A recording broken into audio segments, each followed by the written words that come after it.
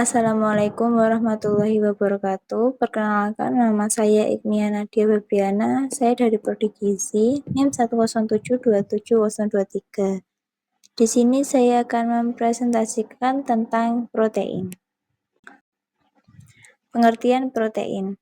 Protein termasuk gizi makro yang mengandung senyawa organik kompleks yang tersusun atas rantai asam amino yang terikat satu sama lain melalui ikatan peptida.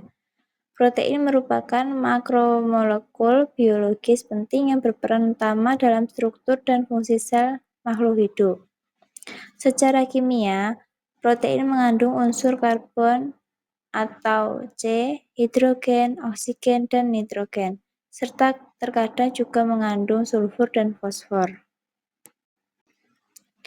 Fungsi protein. Pertama, mengatur metabolisme tubuh. Yang kedua, membentuk dan memperbaiki jaringan tubuh. Ketiga, penghancur dan penetral zat-zat asing. Keempat, penyeimbang asam basa. Kelima, pembentuk otot tubuh. Sifat protein. Protein suka larut dalam air karena ukuran molekulnya yang sangat besar. Dapat mengalami koagulasi oleh pemanasan dan penambahan asam atau basa. Bersifat amfoter karena membentuk ion Zwitter.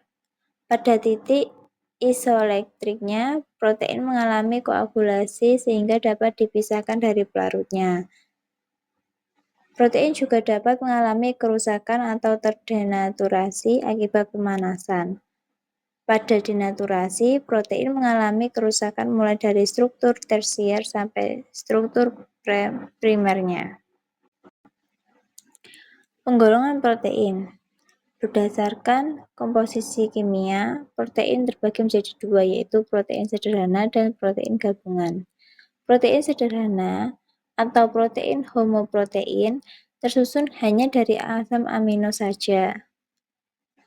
Terkadang dijumpai pada albumin atau telur dan plasma darah, globulin pada plasma darah dan telur, histon pada protein DNA, keratin pada rambut dan kuku.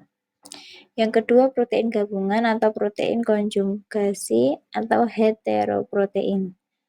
Terdiri dari asam amino dan gugus non-protein atau prostetik. Contohnya glikoprotein, yaitu protein dan karbohidrat, terdapat pada mukus dan imunoglobulin. Lipoprotein, protein dan lipid, terdapat pada membran sel dan partikel LDL. Nukleoprotein, yaitu protein dan asam nukleat, terdapat pada kromatin. Metaloprotein, yaitu protein dan logam, terdapat pada hemoglobin atau Fe dan ferritin. Dan fosfoprotein atau protein dan fosfat terdapat pada kasein atau susu. Berdasarkan bentuk dan struktur, protein dibagi menjadi dua, yaitu protein fibrosa dan protein globular. Protein fibrosa atau berserat, yaitu bentuknya panjang seperti serat, tidak larut dalam air, berfungsi pada struktural, dan terdapat pada kolagen, keratin, fibrin, dan elastin. Protein globular berbentuk bulat atau globular, larut dalam air, berfungsi pada metabolik, transport, dan enzimatik. Sering dijumpai pada enzim, hemoglobin, albumin, dan insulin. Yang ketiga, berdasarkan fungsi biologis, protein ada enzimatik, yaitu di amilase atau protease, struktural, transport, hormonal, imunitas, kontraktil, dan cadangan. Berdasarkan larutan, ada albumin, yaitu larut dalam air, globulin, tidak larut dalam air, glutelin, yaitu larut dalam air, prolamin, larut dalam alkohol 70-80%.